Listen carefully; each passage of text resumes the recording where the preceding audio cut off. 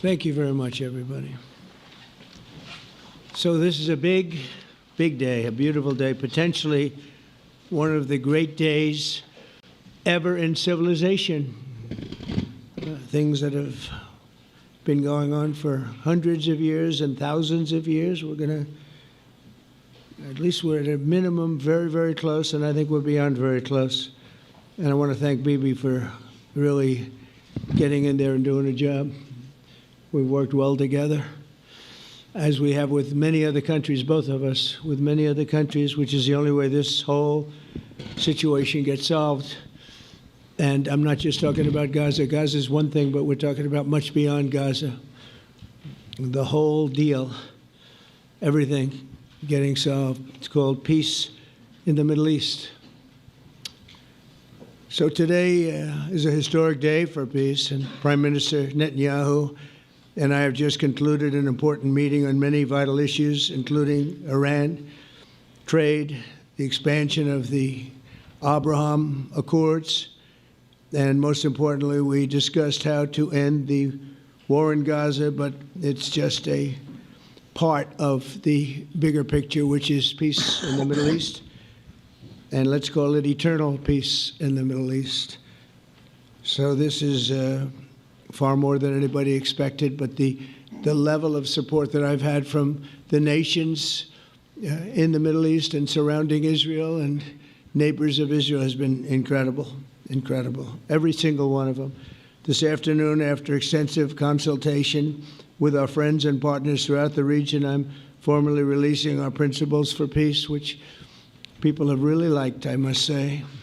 And these are done, not just routinely done, these are done with total consideration and working with the nations that we're talking about. All of these nations have made contributions to those suggestions. I want to thank the leaders of many Arab and Muslim nations for their tremendous support in developing the proposal, along with many of our allies in Europe. Europe has been very much involved, and as I was called by many of the European leaders, most of them saying, is this true? Are you really doing peace in the Middle East? This is the most incredible thing we've heard. Some think it's the biggest thing they've ever heard. They called just to find out, was it just a rumor or is it actually done? And then they said, have you spoken to the Arab leaders? Have you spoken to all of the other leaders that we have to get? A lot of people involved in this one. I also want to thank Prime Minister Netanyahu for agreeing to the plan and for trusting that if we work together, we can bring an end to the death and destruction that we've seen for so many years, decades, even centuries, and begin a new chapter of security, peace, and prosperity for the entire region. And I want to just say that my meetings and dialogue that we had with so many countries, Saudi Arabia as an example, the king is a phenomenal person. The Emir of Qatar, he's an incredible people. UAE, and that's MBZ and ABZ. We're totally involved. These are the people that we've been dealing with and who've been actually very much involved in this negotiation, giving us ideas, things they can live with, things they can't live with. Pretty complex. I mean, after 2,000, 3,000 years, whatever it is, I guess it's got to be a little complex, or it would have been done a long time ago. The King of Jordan was with us, as you know, in the United Nations. The President of Turkey, President Erdogan, is a friend of mine, a strong man, but a good man.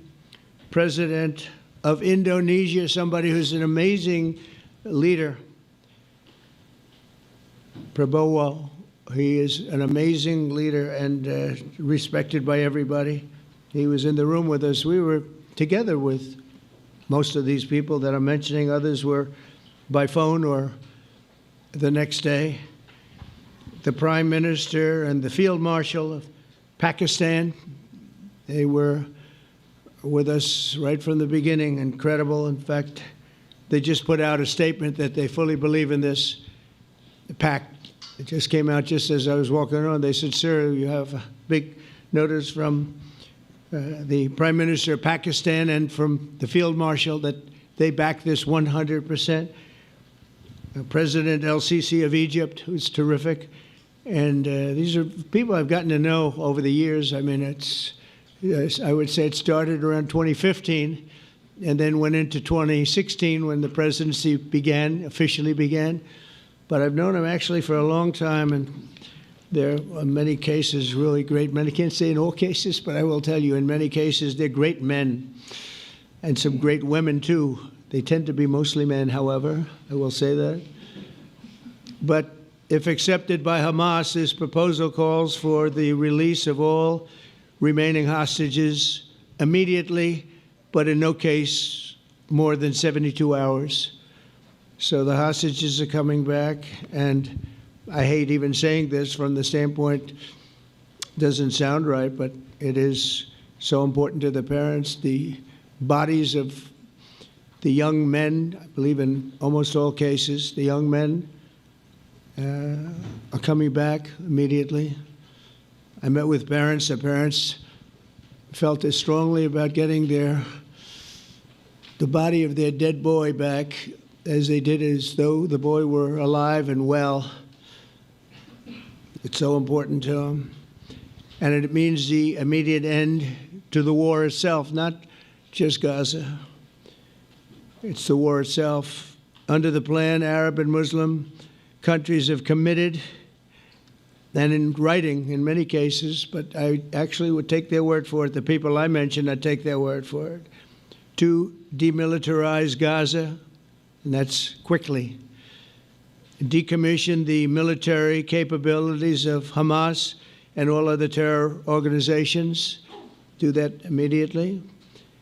And we're relying on the countries that I named and others to deal with Hamas. And I'm hearing that Hamas wants to get this done too, and that's a good thing. And destroy all terror infrastructure, including the tunnels, weapons, production facilities. They have a lot of production facilities that we're destroying. They'll also help train local police forces in the areas that we're discussing right now, in particular in and around Gaza, working with the new transitional authority in Gaza. All parties will agree on a timeline for Israeli forces to withdraw in phases. They'll be withdrawing in phases. No more shooting, hopefully, as progress is made toward achieving these goals. Arab and Muslim nations need to be allowed the chance to fulfill these commitments of dealing with Hamas. They have to deal with them because they were the one group that we have not dealt with. I haven't dealt with them. But the Arab countries are going to, and Muslim countries are going to be dealing with Hamas, and I believe they've already been there. I think they probably have an understanding, and they haven't maybe mentioned that, but I would imagine they do. Otherwise, they wouldn't have gone as far as they've gone. If they're unable to do so, then Israel would have the absolute right and actually our full backing, the U.S. full backing. Marco's here, and a lot of our leaders are here, our great Vice President, Susie Wiles, Steve Witkoff, Jared Kushner. They've been so involved in this process. I don't think anybody else could have done it or even come close. But it's we're right there. We're right there. First time in thousands of years, I think you can probably say, if you really look into it, if you study back, if you're a scholar, you would say thousands of years. Israel would have my full backing to finish the job of destroying the threat of Hamas. But I hope that we're going to have a deal for peace. And if Hamas rejects the deal, which is always possible, they're the only one left. Everyone else has accepted it.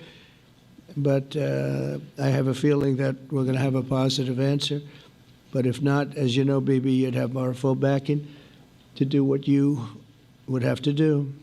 Everyone understands that the ultimate result must be the elimination of any danger posed in the region, and that danger is caused by Hamas. The tyranny of terror has to end, and this is, again, something that we're looking for. This is eternity. This is for forever. To ensure the success of this effort, my plan calls for the creation of a new international oversight body, the Board of Peace, we call it, the Board of Peace, sort of a beautiful name, the Board of Peace, which will be headed, not at my request, believe me, I'm very busy, but we have to make sure this works. The leaders of the Arab world and Israel and everybody involved asked me to do this, so it would be headed by a gentleman known as President Donald J. Trump of the United States. That's what I want, is some extra work to do, but it's so important that I'm willing to do it, and we'll do it right, and we're going to put leaders from other countries on, and leaders that are very distinguished leaders, and we'll have a board, and one of the people that wants to be on the board is the UK former Prime Minister, Tony Blair, good man, very good man, and some others, and they'll be named over the next few days, and it'll be quite the board. Working, everybody wants to be on it now. I don't know if that had anything to do. They named me and everybody else wanted to be on it. I guess they figure, well, he's a soft touch. He'll be easy to deal with. Working with the World Bank and others, it will be responsible for recruiting and training a new government that will be made up of Palestinians along with highly qualified experts from all around the world. Hamas and other terrorist factions will play no role in the board, but they'll play no role in the governance of Gaza at all, directly or indirectly. As you know, thousands of Hamas leaders have been killed and soldiers have been killed. And we can never forget October 7th, but thousands have paid the price for that. And now it's time to get our hostages back and get back to trying to build something that's really great and very important. In our meeting today, Prime Minister Netanyahu was very clear about his opposition to a Palestinian state. And he continuously mentions October 7th, and I understand that. Most people do. And I understand and respect his position on many things, but what he's doing today is so good for Israel. I notice that they have large crowds gathering in Israel all the time, and they have my name up. They like me for whatever reason, maybe I don't know, but they do like me. But they say two things. Please get the hostages back and please end the war. They've had it. It's had it. So I think it's a very popular thing you do because he's a warrior. He doesn't know about getting back to a normal way of life, but he is a warrior, and Israel's lucky to have him. But now the people want to get back to peace. They want to get back to normalization in a true sense. Several countries have foolishly recognized the Palestinian state. As you know, some of our European friends, allies, good people, but they're really, I think, doing that because they're very tired of what's going on for so many decades. They've been presidents and prime ministers for years, and during this time, having to do with the Middle East, all they're doing is talking about the same thing over and over. They want to see it get back. And nobody wants that more than me, or I believe Bibi too. But the people of Israel want it. They really want it. They want the hostages back. That includes the probably 32 bodies that we're talking about, 20 people that are living, 32 or so people that are dead, and they want to have peace. So let us not forget how we got here. Hamas was elected by the Palestinian people. Israel withdrew from Gaza thinking they would live in peace. Remember that a long time ago, they withdrew. They said, you take it. This is our contribution to peace. But that didn't work out.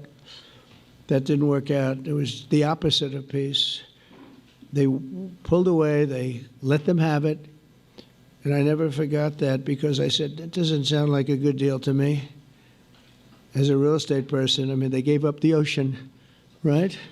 Ron, they gave up the ocean. They said, who would do this deal? And it still didn't work out. They were very generous, actually.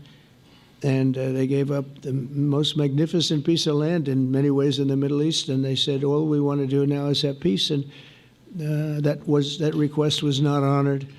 Instead of building a better life for the Palestinians, Hamas diverted resources to build over 400 miles of tunnels and terror infrastructure, rocket production facilities and hid their military command posts and launch sites in hospitals, schools, and mosques. So if you went after them, you'd be after them, and you wouldn't even realize you ended up knocking out a hospital or school or a mosque.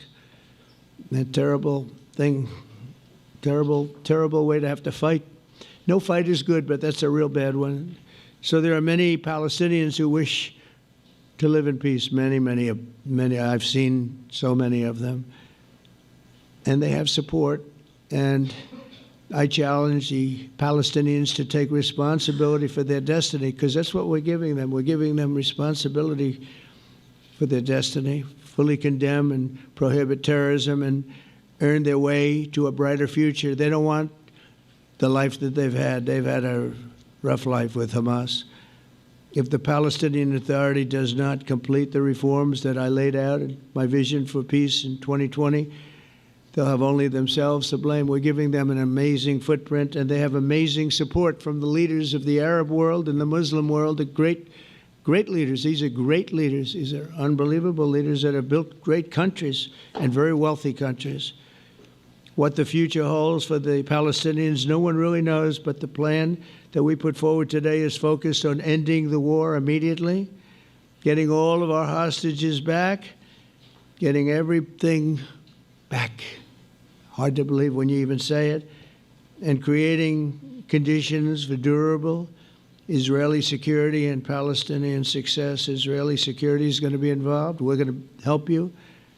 We'll be there with you in terms of helping with security. We want to make sure it works. We just want to make sure it works. There shouldn't be a shot fired. Now, there will be, I guess, because that's the way it seems to be, but there shouldn't have to be within a few days. There shouldn't have to be a shot fired. Maybe for eternity. Wouldn't that be nice? I hope it's true. I can tell you the leadership of that region feels that there's a good chance of it being true. So this will lead to this agreement that we're talking about will lead to a sustainable long-term peace. No president in history has been a greater friend of the state of Israel than I have, in addition to negotiating the Abraham Accords. I like to say it that way because the real people, that's what they call Abraham. I would say Abraham, but it's so much nicer when you say Abraham. So much more elegant. But the Abraham Accords, they're amazing. Jared, you did that along with your group of geniuses, and nobody thought that could be done. We have 4 countries, and Sleepy Joe Biden didn't do a thing. He didn't even know what the hell they were. He should have had them fold up. But I think this will also lead to packing them. And who knows, maybe even Iran can get in there. I hope, we hope we're going to be able to get along with Iran. I think they're going to be open to it. I really believe that. But they could be a member. I long ago said, I'll bet you at some point Iran will be a member of the Accords. And little did I realize it was going to take this turn. That was some turn we did with the B-2s. But I think they might very well be there because it's a great thing for them economically. I recognize the eternal capital of Israel. I opened the American embassy in Jerusalem. That was something that everyone said would never be done, could never be done. Virtually every president for many, many years, for decades, would campaign on making Jerusalem the capital of Israel. They campaigned on it over and over. Is that right, Steve? Is that right? Everyone, and when they got to it, and I understand why now, because it was so, when I got to office, I campaigned on it too. I said, we're going to make it, and then I'd get calls from the leaders of various countries saying, please don't do it, please don't do it. It'll end the whole world, please don't do it. And finally, I just didn't say anything, and I did it. People were calling me before I did it because I heard I was going to do it, and leaders of countries were calling me, and I think it was on a Thursday that I did it, and they'd call me Monday, Tuesday, Wednesday, 3-4 times a day, and I said, tell them I'll call them back on Friday. And I announced it on Thursday, and I called them back, the biggest people in the world, and they said, you've done it. I said, done what? You've made the capital of Israel, Jerusalem, and we wanted to talk yet. I wish you called me a little sooner. Maybe I could have done something about So that was a lot easier than getting into an argument, because I knew what they were calling about. And you know what? It turned out to be amazing. Everybody thought it was going to lead to the end of the world, right? The end of the world, Ron, that's what they said. It didn't lead to anything. It just led to something that I promised, and something that was very, very popular for Jewish people and a lot of other people, too. I recognize Israeli sovereignty over the Golan Heights, and I cut taxpayer funding to the corrupt United Nations Relief and Works Agency. And United Nations was interesting because, as you know, a few days ago they introduced me. Ladies and gentlemen, the President of the United States. I'm looking at my teleprompter, and the thing was dead, stone cold, dead. The thing's up here. I have a long, beautiful speech to make. I'm back 30 feet back, and I'm saying, they're introducing me. There's nothing on my teleprompter. So, but I made a speech. I actually got good marks. You think Biden could have done that? I don't think so. I don't think he could have done that. I don't think too many people could have done it. But actually, it was actually more of a speech from my heart, if you want to know the truth. I think it was maybe better in certain ways because it was from the heart. It has to be from the heart. Otherwise, you're in big trouble. But I cut taxpayer funding for that very corrupt United Nations Relief and Works Agency, and nobody thought that would be done, and withdrew from the horrible Iran nuclear deal that was imposed upon Israel by Barack Hussein Obama and Biden. And I don't think Biden knew anything about it, though. I don't think he knows anything about it now, actually, if you ask him. He'd say, what is that? And we obliterated Iran's nuclear enrichment capacity, making it impossible for them to have a nuclear weapon, which they would have had probably in about 2 months from that. But I've never asked Israel to compromise its security, but we had big, strong talk. Nobody's been better to Israel. No president's been better to Israel than Donald Trump. But we had a long, strong talk, Bibi and I, and he understands it's time. It's time. History has shown. And the people of Israel want it. And the people of the Middle East want it. The people of enemies of Israel want it. But they don't have really too many enemies right now. And you know what? Many countries have gained great respect for Israel, for the way they fight, for the job they do, including me. I had respect anyway, but they gained respect. History has shown us that those who have relations with Israel have thrived, while those who have devoted resources and attention toward the destruction and even annihilation of Israel have languished. They haven't done well. Israel is not going anywhere. They're going to coexist with other people and countries in the region, from Syria to Lebanon to Saudi Arabia. The promise of a new Middle East is so clearly within our reach. This is the closest we've ever come to real peace, not fake peace, not political fool's peace.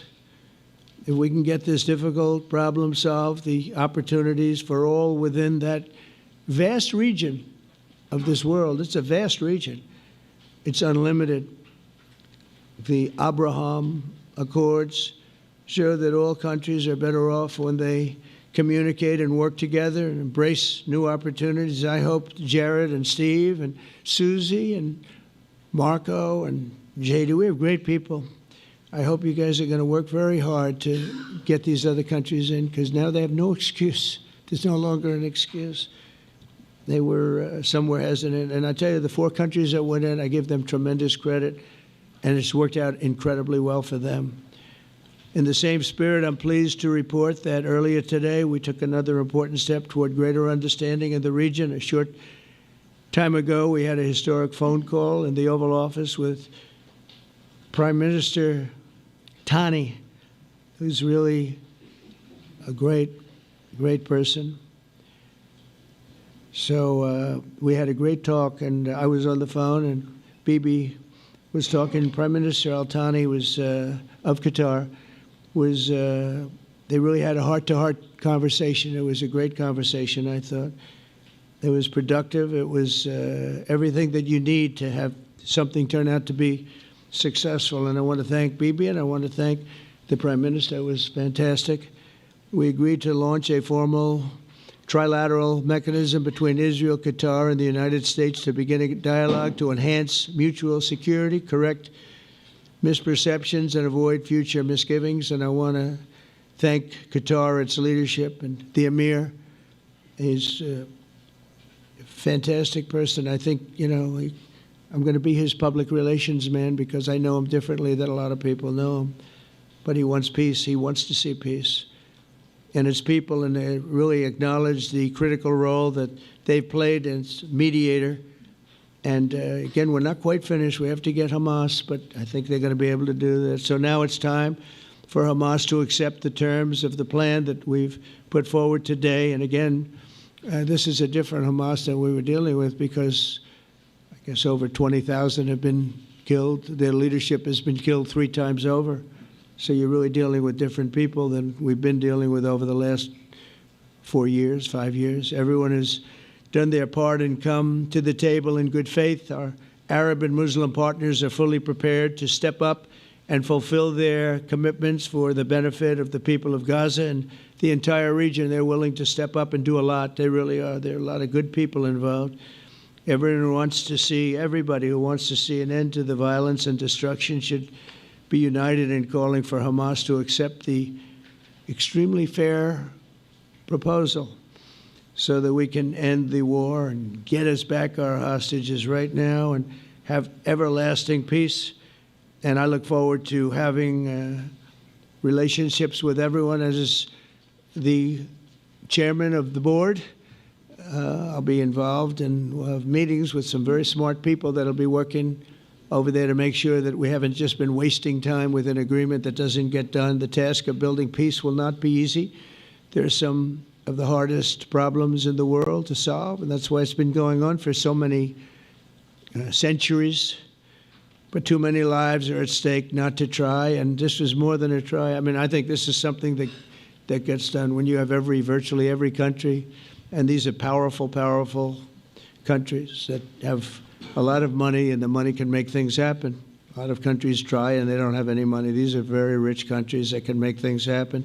So together we'll forge a much safer and more hopeful future for everybody, including Israel. And I want to thank Prime Minister Netanyahu for his partnership. And I want to thank all of the leaders, the kings and the emirs and the presidents and prime ministers, people I mentioned.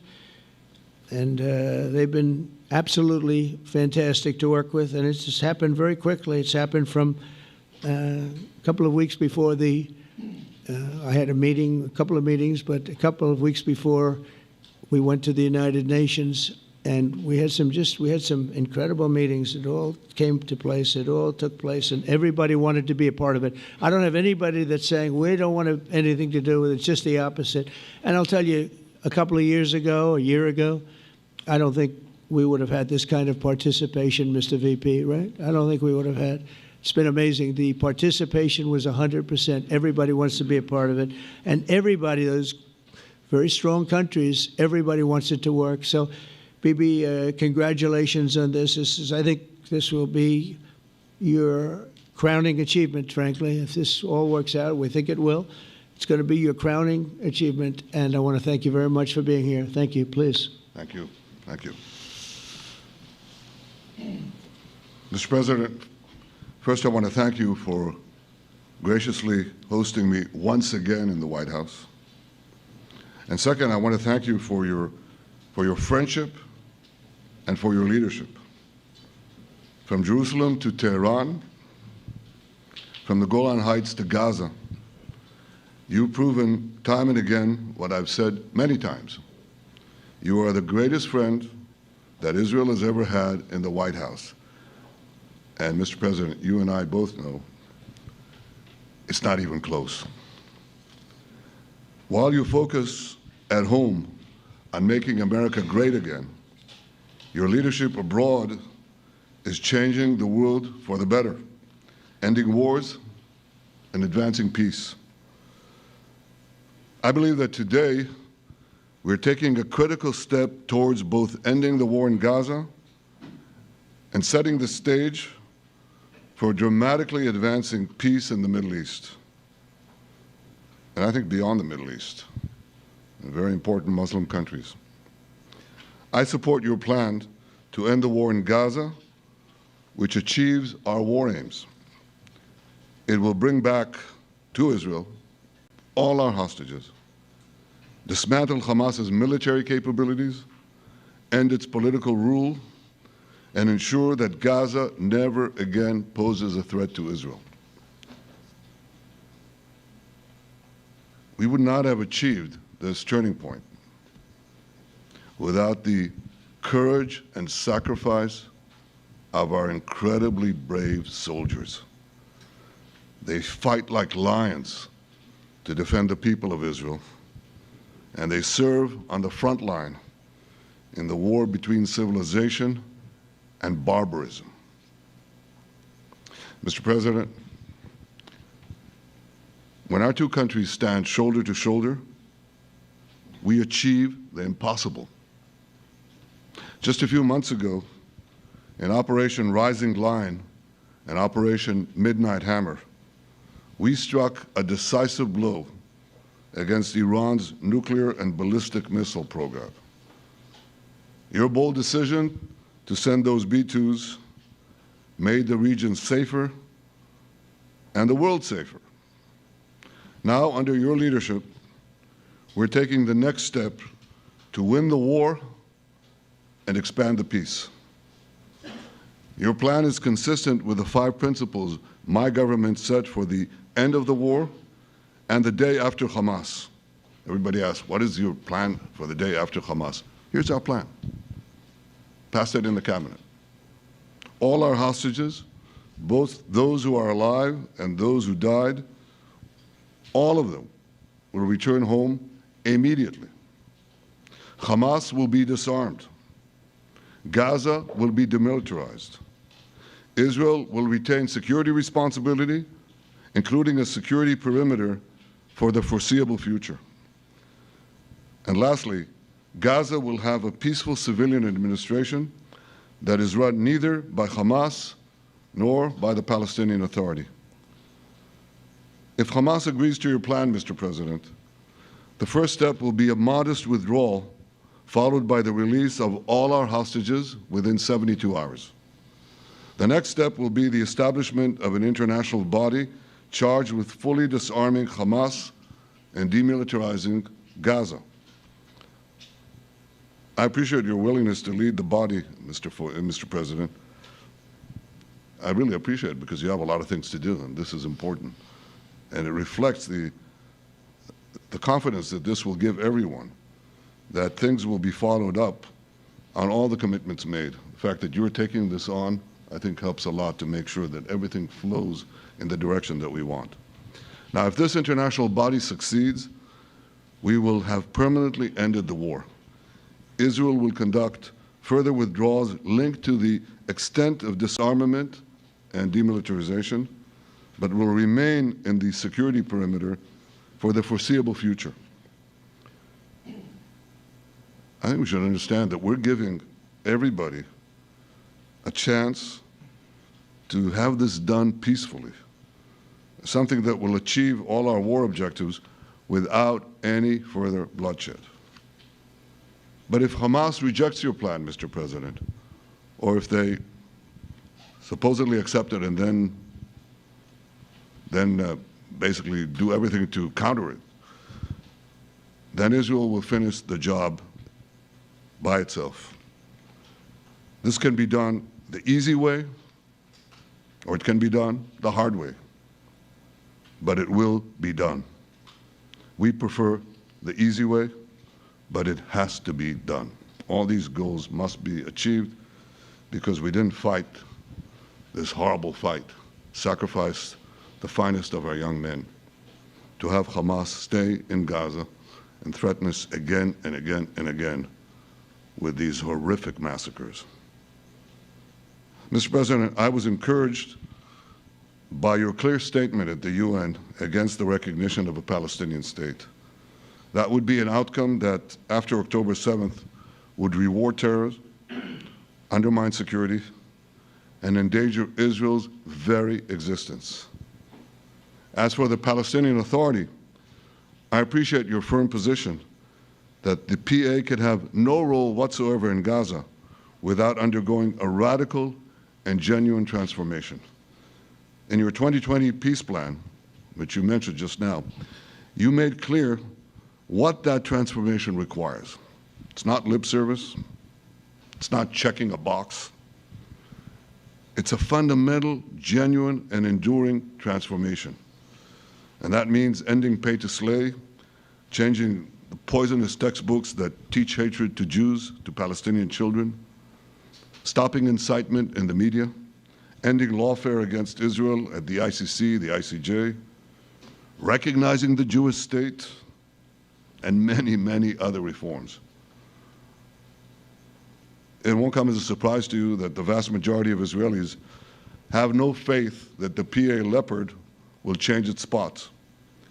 But rather than wait for this miraculous transformation, your plan provides a practical and realistic path forward for Gaza in the coming years, in which Gaza will be administered neither by Hamas nor the Palestinian Authority, but by those committed to a genuine peace with Israel. I think this can be not only a new beginning for Gaza, I think it can be a new beginning for the entire region. Under your leadership, we can re-energize, well, I've got to contribute my own, we can re-energize the Abraham Accords. That's what it's called in the original Hebrew, Abraham. Abraham is fine, Abraham, however you want to call it. Under your leadership, Mr. President, we can re-energize the Abraham Accords that we forged 5 years ago. We can expand them to many more Arab and Muslim nations that choose moderation over extremism. I think there's an opportunity here. It's not going to be easy, it's tough going, but I think if we succeed, you're absolutely right. We're going to open possibilities that nobody even dreamed of. But I think we dream of them. As you've told me, Mr. President, and you've told the world many, many times, you said, remember October 7th. Remember October 7th. And we do. We will never forget the horrors of October 7th, and we will do whatever is necessary to make sure they don't happen again. Since October 7th, Israel's enemies have learned a hard truth. Those who attack us pay a heavy price, but those who partner with us advance progress and security for their peoples. President Trump just said it. It's also in the Bible. It says, those who will bless you will be blessed, and those who will curse you will be cursed. And that's actually what is happening. We want the blessings.